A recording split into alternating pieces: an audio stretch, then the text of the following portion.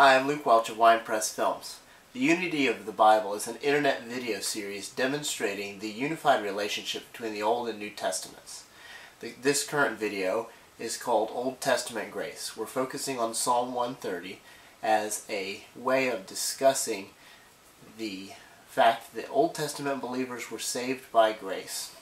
We are attacking head-on the myth that is accidentally believed in much of Christianity, that people in the Old Testament were somehow saved by works and people in the New Testament are saved by grace. This is not true.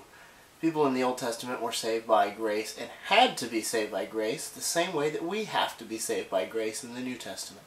Let's take a look first at the text of Psalm 130, and then we will move on to discussing 4 short points that show that the Old Testament believer knew his sin, called for grace, and received forgiveness, and that it was necessary for him.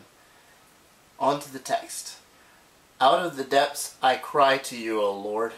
O Lord, hear my voice. Let your ears be attentive to the voice of my pleas for mercy. If you, O Lord, should mark iniquities, O Lord, who could stand? But with you there is forgiveness, that you may be feared. I wait for the Lord, my soul waits, and in his word I hope. My soul waits for the Lord, more than watchmen for the morning, more than watchmen for the morning. O Israel, hope in the Lord, for with the Lord there is steadfast love, and with him there is plentiful redemption, and he will redeem Israel from all his iniquities.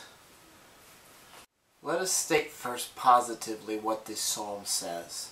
The psalm says, everyone, regardless of who you are, Jew or Gentile, but focusing here on the Jews, is a sinner, is in the line of judgment, and without mercy will fall.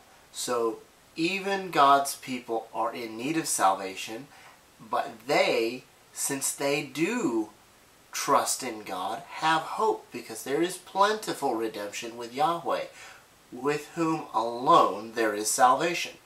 What many churches have accidentally said today is that the Old Testament people were under a kind of a system of law where they had to earn salvation by being good enough and keeping all kinds of rules, and that we are gladly set free in the New Testament from this stricture, and we are allowed to experience grace. They take the words of Paul that we are no longer under law but grace to mean that now we are saved by grace, then they were saved by law.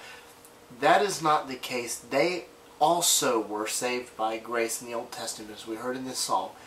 Our 4 points in short. All people are sinners. Verse 3, if you, O Lord, should mark iniquities, who could stand? No one would stand up if they were judged by God and his perfect knowledge. There's no one that escapes judgment for sin. A second point is that sin brings judgment. It's not just that everyone would fall into this category, but everyone would fall into the category of judgment and would fall before the Lord's eye of judgment. After this, the third point is that God's people, those who were already called and set apart, recognize their sinfulness and the fact that they are saved by mercy. So the Israelites know they are not being saved by works, but that they are hoping in the plentiful redemption of the merciful God. That is what we find here. And that leads us to the 4th point, that in Yahweh alone is their mercy. And in Yahweh alone is their salvation. This is very close. It is in fact exactly the same as our doctrine of salvation in the New Testament, that in God alone there is salvation. There is no one who could stand before him. Our works are not good enough. We would all be judged sinners. Judgment is certain.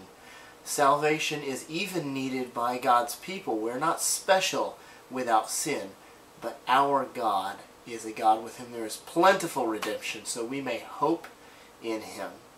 This doctrine of grace is found in the Old Testament.